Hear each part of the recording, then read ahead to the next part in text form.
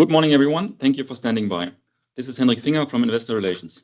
A warm welcome from my side as well. My name is Evelyn Veit. I'm Head of Communications at thyssenkrupp nucera.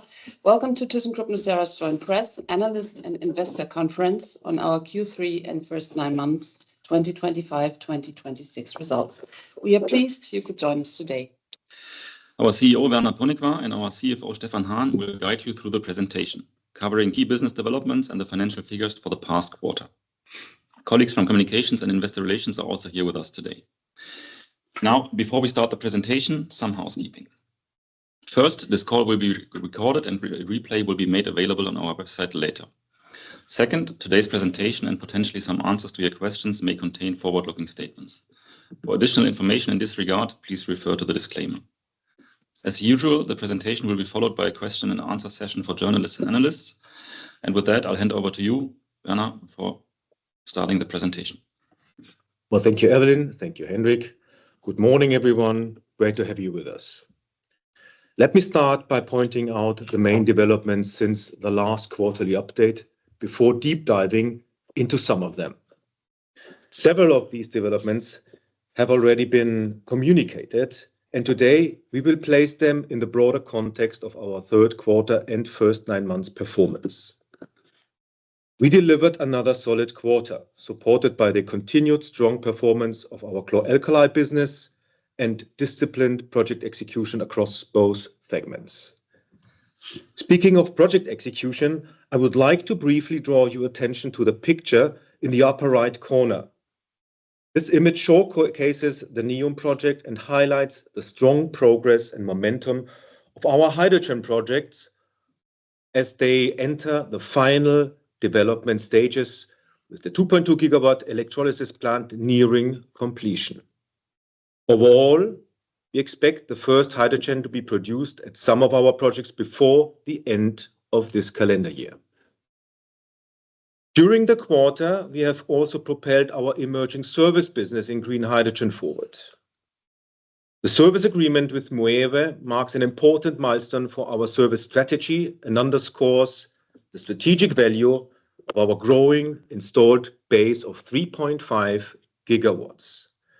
Furthermore, we are strengthening our position in India, one of the most promising hydrogen markets in the world, through our partnership with BHEL. This collaboration enables us to capitalize on expanding public sector opportunities in India as the market evolves, unlocking new growth potential for us. Additionally, green hydrogen market activities are gaining momentum, driven by the growing implementation of policy measures, funding programs, and offtake mechanisms, which are strengthening investment security for many projects in our pipeline. Lastly, we took the strategic decision to no longer pursue our plans to invest in our own mass production facilities for SOEC stacks due to insufficient short-term market readiness. At the same time, we will evaluate alternative attractive opportunities to valorize the solid oxide technology and also related IP. This decision will lead to one-time EBIT impacts in the next quarter and consequently is affecting our outlook for the financial year. Stefan will have all the details on that later. Overall, we continue to execute our strategy of building a leading green hydrogen business while remaining disciplined in the deployment of capital. This quarter delivered further proof points of our strategic progress through our first noticeable service agreement, enhanced market access in attractive growth regions, and relentless execution of our large-scale green hydrogen projects. Now let's turn to our chlor-alkali segment, which continues to show strong momentum and provides execution reliability. Starting with the sales pipeline, we secured a new order in China for a large-scale chlor-alkali plant, underlining both the competitiveness of our technology and our strong positioning in key growth markets. Beyond this project award, we continue to see an attractive pipeline of new build opportunities, providing confidence in the underlying demand environment. At the same time, our service business continues to perform strongly. Service order intake remains above the prior year level, driven by increasing customer demand for efficiency enhancements, maintenance services, and life cycle support. Activity has been particularly strong in China and in Europe, highlighting the value of our installed base and the strength of our long-standing customer relationships. We are making solid progress on our ongoing chlor-alkali projects, reflecting strong execution. Let me highlight two recent examples. In Brazil, the chlorine solution plant has been successfully commissioned and is now fully operational. The project demonstrates the advantages of our proven skid-mounted plant concept and the high energy efficiency of our technology, supporting environmentally friendly and competitive chlor-alkali production. In the United States, we reached another important milestone with OxyChem. Joint on-site training has been completed successfully, and the project is progressing towards the start of commissioning. This reflects the strong execution capabilities of our teams and the close collaboration we maintain with our customers. The segment remains well positioned to deliver profitable growth, create value, and continue serving as a strong and reliable pillar of our company. Now, coming back to the first notable long-term service agreement in our green hydrogen business. This contract represents an important strategic milestone in the evolution of our business model for green hydrogen. With Moeve, we signed an 8-year long-term service agreement for the 300-megawatt project in Spain with a total contract value of approximately 12 million euros. And I would like to add a technical comment on that matter. The order is not yet part of the order backlog or the order intake, because the services typically start once projects move closer to completion. So the contract value will add to the order backlog in the coming years. The financial contribution is, of course, meaningful, but the strategic value of the agreement even extends significantly beyond that. With this first major long-term service contract, we are sending a clear message. thyssenkrupp nucera is not only a technology supplier, but also a reliable partner for the successful operation of large hydrogen plants. And this perfectly matches a growing customer preference for long-term partnerships to maximize plant performance and availability across the full life cycle of their assets. For the customer, the benefits are clear: higher reliability, improved operational efficiency, reduced operational risk, and continuous performance monitoring. And for us, it strengthens our relationship with the customer while creating recurring revenue streams that complement our project business. And this shift towards recurring, subscription-based service models create an ongoing value for both our customers and, of course, also for us. Next, let me do a deep dive on India, which we consider one of the most promising green hydrogen markets globally and a key focus area for thyssenkrupp nucera. During the quarter, we signed a strategic collaboration agreement with BHEL, one of India's leading engineering and manufacturing companies, with strong relationships across both public and also private sector customers. We believe this partnership provides us with an attractive platform to participate in India's growing green hydrogen market. It combines our proven large-scale alkaline water electrolysis technology with BHEL's strong local manufacturing capacities, EPC expertise, and also market access. A key element of this collaboration will be the phased localization of electrolyzer manufacturing in India, which is well aligned with the country's ambition to establish a domestic hydrogen value chain and increasingly favors solutions with local content. This partnership extends beyond manufacturing, positioning us to jointly pursue public tenders and advance large-scale green hydrogen projects nationwide. India represents a compelling opportunity driven by supportive government initiatives, favorable renewable power economics, and robust industrial demand, especially in segments like refining, chemicals, fertilizers, and also steel. Through this collaboration, we are strengthening our presence in a dynamically growing market and underscoring our long-term commitment to actively shaping the emerging green hydrogen economy in India. Not only India is showing promising developments of its green hydrogen market. We are currently seeing that in key regions, regulation and financing are no longer merely setting the direction, but are beginning to create tangible demand for green hydrogen. Starting with Europe, several regulatory and funding initiatives are progressing simultaneously. In particular, hydrogen demand mandates under RED III are getting fully implemented, as just recently announced for Germany and Spain for the transport sector. Together with further initiatives like the lead market framework, this is creating greater visibility for future hydrogen consumption and enhancing investment security. At the same time, funding mechanisms such as contracts for difference and national support programs backed by substantial funding budgets are helping to bridge the remaining economic gap and improve project economics. Together, these measures increase confidence for project developers, for off-takers, and also for financing partners. We are also encouraged by developments in India. The SECI tender model is an interesting example of how governments can actively facilitate market development by aggregating demand and creating visible offtake structures for projects in sectors such as ammonia and methanol. In addition, export-oriented projects continue to secure long-term demand commitments. Another positive example is Japan. The substantial funding support is being deployed to improve the bankability of low-carbon ammonia projects and accelerate investment decisions across the value chain.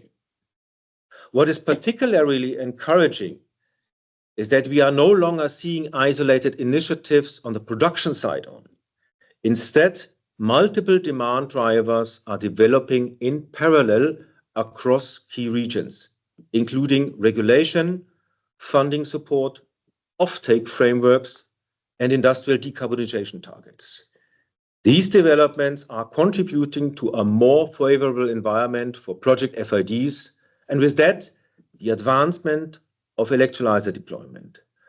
While the timing of individual projects will, of course, continue to vary, we see increasing evidence that the key building blocks for a scalable green hydrogen markets are being put in place. Let me briefly update you on our green hydrogen project pipeline now.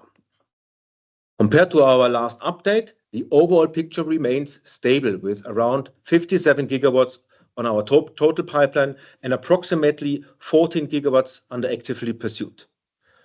This is reflecting a market that is increasingly focused on the most viable opportunities.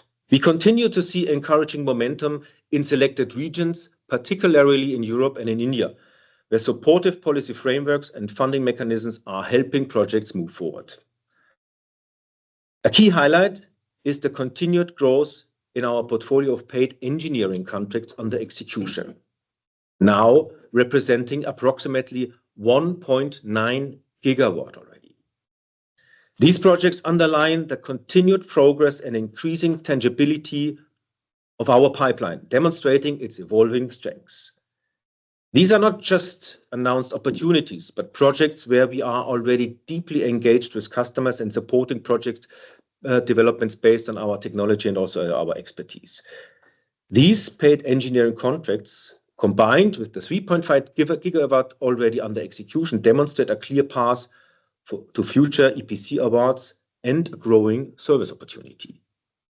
As a result, we remain confident that the next green hydrogen order could emerge from this portfolio in the foreseeable future. Now, let me address our SOEC activities to follow up on the statements we have just published yesterday evening. After comprehensive strategic review, we have decided not to pursue the the buildup of in-house mass production facilities for SOEC stacks any longer. We continue to believe that SOEC is a promising long-term technology. However, the market today is not yet sufficiently mature to justify the significant investments required for industrial-scale stack manufacturing. Capital allocation is a key focus for our company. Given the current level of market uncertainty and the timing of commercial demand, we believe this is the right decision to protect shareholder value and focus resources on opportunities with a clearer path to return. At the same time, and let me stress that, we keep the strategic optionality and we will continue to evaluate asset-light approaches to valorize our solid oxide technology and IP in line with market developments. Financially, the decision will result in a one-time EBIT impact of around 30 million euros in the fourth quarter. And this is largely related to asset impairments. There will be no significant cash impact in the fourth quarter, as the lower cash outflows are expected to be offset by minor restructuring costs. Looking ahead, the financial benefits of this decision becomes visible quickly. From fiscal year 26-27 onwards, we expect lower operating expenses and reduced capital requirements, supporting EBIT by up to 10 million euros annually and improving cash flow by approximately 20 million euros per year. And with that, let me hand over to Stefan, who will walk you through our financial results and, of course, also the outlook. Stefan, over to you. Thank you very much, Werner, and warm welcome from my side as well.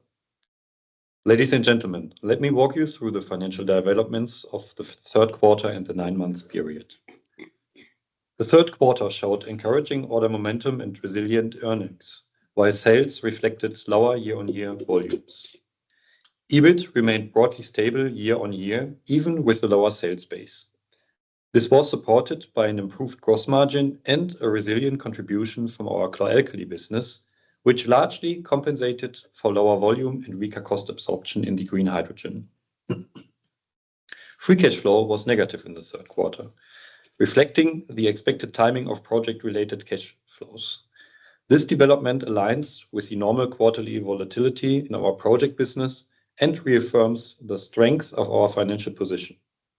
Looking ahead, we expect free cash flow to improve and return to positive territory in the fourth quarter. In summary, the quarter highlights 3 key messages: improving order momentum, resilient earnings despite our sales volumes, and a strong balance sheet that continues to support our growth strategy. Let me now take you through the individual KPIs in more detail, starting with order intake on page 14. In the third quarter, order intake reached 81 million euros, up 29% year-on-year. Chlor-alkali contributed 78 million euros, an increase of 56%, supported by both new build and service. Green hydrogen order intake reflected the project-driven nature of the business, where larger awards can fluctuate significantly by quarter. Looking at the first 9 months, order intake nearly doubled to 471 million euros. This was primarily supported by the award of the 300 MW project from Moeve in Spain in the second quarter, alongside strong growth of 32% in the chlor-alkali business. Overall, the order backlog stood at 638 million at the end of June, providing a strong foundations for the coming quarters. Let me turn to sales performance. As shown on slide 15, sales in the third quarter declined 21% year-on-year to 145 million euros. In our green hydrogen business, sales amounted to 36 million euros, down from 103 million a year ago. This decline was mainly driven by lower sales contributions from our reference AWE projects, reflecting the higher maturity as well as the lower order intake in the previous year. By contrast, chlor-alkali delivered a strong performance. Sales increased by 34% year-on-year to 109 million euros, supported by growth in both the new build and service businesses. This development was partly supported by an earlier than expected recognition of sales from major new build projects, where project contributions were originally anticipated for the fourth quarter of 2025-26 were already realized in the third quarter. Looking at the 9-month period, group sales declined 47% year-on-year to 354 million euros. Green hydrogen sales declined as the contribution from the highly mature NEOM project reduced, and as one-time effects recognized in Q2 continued to influence the year-to-date comparison. In chlor-alkali, sales declined by 5% in the first 9 months. While the service business achieved sales growth, the new build business saw a decline compared to the previous year. Sales development continues to reflect the expected trends in green hydrogen as large reference projects mature and with strong underlying demand and a resilient service base in our chlor-alkali business. Moving on to EBIT on page 16.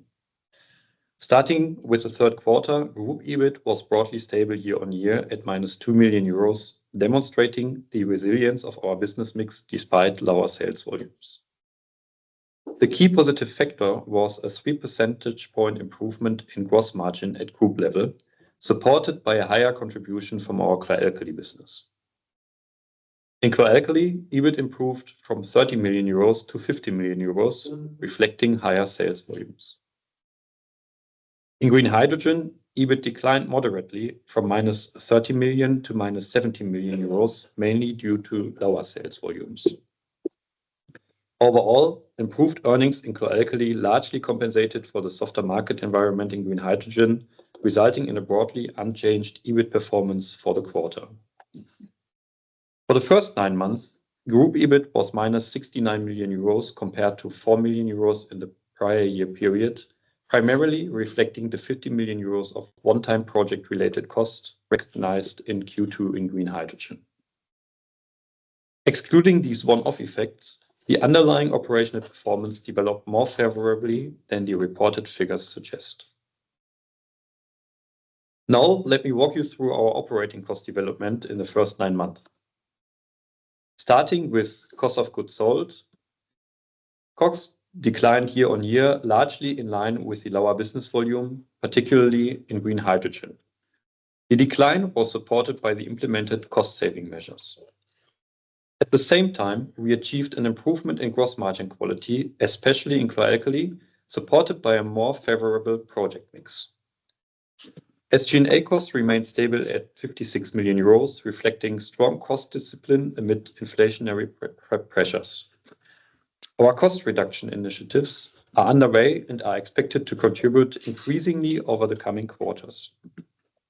Finally, on R&D, expenses increased from 24 million euros to 29 million euros, reflecting our continued commitment to technology leadership and the development of our future product portfolio. Part of these development activities has been capitalized as in prior periods. Following the elevated activity level during the first 9 months, we expect R&D spending to decline sequentially in the fourth quarter. Let me now briefly walk you through the bridge from EBIT to net income and earnings per share on page 18. The nearly stable EBIT, along with a financial result that matched last year's and lower tax expenses, led to an improved net income in the third quarter, reaching the break-even point. Net income in the 9-month period amounted to 64 million euros, with earnings per share declining accordingly to -0.51. Here, the substantial decline in EBIT after project-related one-off costs occurred, translated directly into negative net income. Positive financial income, driven by interest earned on our cash position, provided a slight offset. Moving on to cash flow and our balance sheet position. Free cash flow was negative in the first 9 months and amounted to -26 million compared with +50 million euros in the prior year period. The development was primarily driven by lower operating cash flow, which reflects the usual timing effects of project execution and milestone payments. The third quarter included higher periodic project-related cash outflows. Operating cash flow declined from 32 million euros to -3 million euros, mainly reflecting these timing-related effects rather than a structural change in cash generation. Investing cash flow amounted to -23 million euros compared with -70 million euros in the prior year period. The investments are driving progress in technology development with a focus on enhancing module and stack capabilities. We expect a recovery in free cash flow during the fourth quarter as project-related payments profiles normalize. Net financial assets were 627 million euros at the end of June 2026, a decrease from 656 million euros at the end of September 2025. The reduction is largely explained by the negative free cash flow during the period. Importantly, our net financial assets remain at a very high level and underline the strength of our balance sheet. This financial position provides sufficient headroom to support the execution of our strategy, invest in future growth opportunities, and maintain resilience in a still evolving market environment. Lastly, I would like to explain our outlook for the current year, which we updated in our ad hoc announcement yesterday evening. Following our strategic decision not to establish in-house mass production capacity for SOEC stacks, we have incorporated the associated asset impairments into the updated EBIT outlook. In addition, we have also reviewed the remaining guidance ranges and refined some of them based on business development in the first 10 months of fiscal year 2025-26. For the group, we now expect order intake in the range of 550 to 670 million euros compared to 348 million euros in the prior fiscal year. Based on performance to date and given that the financial year already ends in 7 weeks, we have narrowed the range from the previous forecast of 550 to 850 million euros. For group sales, we now expect 450 to 500 million euros, which is attributable to projects already under contract. The previous guidance range was 450 to 500 million euros. Following the SOEC decision, we now expect group EBIT to range from -105 to -75 million euros. At segment level, we anticipate GH2 sales of 100 to 130 million euros. The reduction versus previous expectations reflects the timing of revenue recognition from existing large-scale hydrogen projects, part of which has shifted into the next fiscal year while commissioning continues to progress. The new 300 megawatt green hydrogen project by Mueve in Spain will also see majority of sales in the next fiscal year. EBIT in the GH2 segment is expected to come in between -155 to -135 million euros, reduced compared to the previous outlook due to the one-time EBIT impact from the SOEC impairments. Finally, a comment on the chlor-alkali segment, for which the former outlook was confirmed. We expect chlor-alkali sales of 320 to 400 million euros and EBIT between 45 and 65 million euros. For both KPIs, we anticipate reaching the middle of the range. Overall, the underlying operating performance remains solid, particularly in the chlor-alkali segment, while sales and earnings for the current fiscal year were influenced by one-time effects from the green hydrogen business. And with that, I'll hand back to Werner, who will wrap up today's presentation. Yeah, thank you very much, Stefan. Ladies and gentlemen, let me conclude today's presentation by reiterating our key messages. Our chlor-alkali business is well on track as it has been over the last years. The segment has again demonstrated consistent profitability combined with sustained market momentum and successful execution. We also observe positive market momentum in green hydrogen and expect electrolyzer deployment to gain momentum over the next quarters. And more specifically for thyssenkrupp nucera, we expect to be awarded a new green hydrogen project still within calendar year 2026. In the last quarter, we have taken important steps in our emerging green hydrogen service business and strengthened market access. By doing so, We build the foundation for margins and sales growth in green hydrogen. Lastly, our financial situation remains strong. We will continue to keep a consistent and sharp focus on cash flow while maintaining strategic flexibility and optimizing our product portfolio. And that concludes our presentation. Thank you for your attention, and we are now happy to take your questions. Hendrik, over to you. Thanks, Werner. At this time, we will begin the question and answer session for journalists and analysts. As we are using Microsoft Teams for this call, please push the raise your hand icon to indicate that you would like to ask questions. We will then announce your name and open your line. When it is your turn, please ensure that you unmute yourself additionally. We are aware that it might take a few seconds to get everything going, also depending on the settings on your side, so no worries about that. The first question today comes from Sky Landon with Rothschild. We have just opened your line and you should be able to unmute yourself. Please go ahead.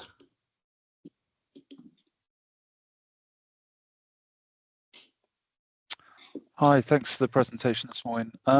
Firstly, on the next project award that you're expecting during calendar year 2026, are you able to share with us kind of roughly how large a project that would be? Clearly, you have quite a lot of confidence over the idea that you will make the award, given the kind of description that you've made, but any size kind of indications would be useful. And then secondly, still on kind of like the pipeline side of things, I noticed that the value of the actively pursued projects has dropped down to circa 7 billion from circa 8 billion at 2Q, despite the kind of the aggregated size of the pipeline of that actively pursued project list remaining the same. So just wondering if there's kind of like a change in scope, lower sales prices per megawatt, or anything that you can describe to us on that. That'd be great. Thanks. All right. Hi, Sky. This is Werner. Just quickly on the project that we expect to be awarded in due course, if you want. If you look at our guidance for order intake, and if you look at the interval from 550 to 670 million, this would certainly push us more actually to the middle of the guidance, so to speak. And that's sort of the order of magnitude also in terms of project size that we would have potentially expected also for this year already, but we believe now it's going to be part of this calendar year, but most probably not anymore actually within this financial year. Okay, so just to clarify, is that the midpoint of the kind of the old guidance then, if you like? You mean, so basically this project is previously expected to fall in the fiscal year. It's now going to probably fall in the calendar year, so i.e. into the next fiscal year. So if we take the old guidance, we could then infer the project size. Okay, got it. Yeah. In terms of actively pursued projects being a bit lower, I mean, we have certainly also won in the meantime a project actually that was part of our pipeline, and that's certainly was going out of the pipeline. And there are, of course, also always some fluctuations simply because projects tend to be postponed again and basically moving in then different categories also in our pipelines again.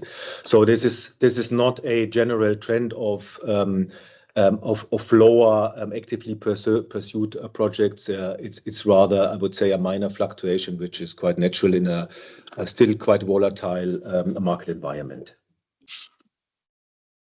Okay, makes sense. Thanks for the call. Thank you. Thanks, Guy. The next question comes from Martin Wilkie with Citi. Please unmute yourself and go ahead. Yeah, thank you. Good morning. It's Martin from Citi. Just a question to clarify on the decision on SOEC. I mean, you talk about the market development, but was the decision primarily driven by the cost of developing that manufacturing capability, or is it just really the timing for how that market develops that drove the decision? And then linked to that, I believe, if I understand correctly, that you're retaining the possibility that you could sell intellectual property in the future. Is your development within that technology at a point that it could be commercialized, or will there still be development costs to further develop your intellectual property within SOEC? Thank you. Hi, Martin. This is Werner. So on the decision point is basically, of course, a combination of cost and timing. We believe the timing is currently not right to continue to invest a three-digit number in terms of capex actually in building up manufacturing capacities. And by the way, I think we are not alone actually with that perspective. You've also seen potentially announcement earlier this year from competitors in that field that have started to mothball their plants and their capacity that they have already invested in. So we are confident that timing-wise, this is not the right timing. And at the same time, actually, you certainly also know that we are big fans of asset-light operation models. And we would actually try to follow actually also in SOEC our philosophy here, and that makes a lot of sense for us. So again, it's a combination of cost and timing. Yes, in terms of commercial ability, if you want, of this technology, that's certainly at a point where, and I've mentioned that, where we are currently trying to understand alternatives and opportunities in the market, how we can commercialize and valorize actually what we have in our hands in terms of technology and also in terms of IP. And as soon as we are taking decisions here, we will certainly also inform the capital market about that. Great. Thank you very much. Yes, as a reminder, so if you want to ask questions, please push the raise your hand icon. We would wait just a little bit for anyone else to ask a question. There we have Klaus Ringel with Oddo. Please unmute yourself and go ahead.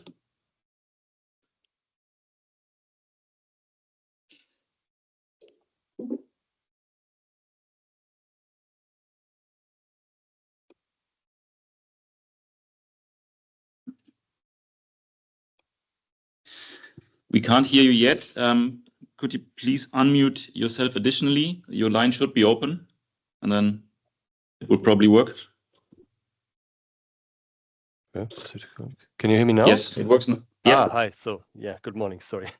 Yeah, just want to ask on the SOEC impairment and the indication for the impact on the EBIT this year, next year, and also on the cash flow for next year. Just for clarification, is there any impact on cash flow from this impairment this year, or is it without impact or zero impact? Yeah, so there's mainly an impact on EBIT, and as we said during the presentation already, the impact on cash flow is very limited, if not insignificant. So it's mainly the impairment from capitalizations that we had in the past. Okay. Yeah, of course, going forward in the next fiscal year, and we pointed to that as well, the presentation, we will have significant positive effects because in the past we of course invested into that, and these investments will not be necessary any longer going forward. So next year we expect a positive savings effect of 20 million in cash and 10 million in EBIT. And that's done for lower capex, I assume. Yeah, exactly. Our capex and that also includes capitalization of development expenses. Yeah. Okay, thanks for the clarification. There seems to be no more questions at this point in time. For that reason, I hand over to Werner one last time, and he will conclude today's call. Yes, thank you very much, everyone, for joining us here today in our call. If you have any more questions during the day, please feel free to reach out to our communications team or our investor relation teams. With that, thank you very much again. Goodbye and all the best.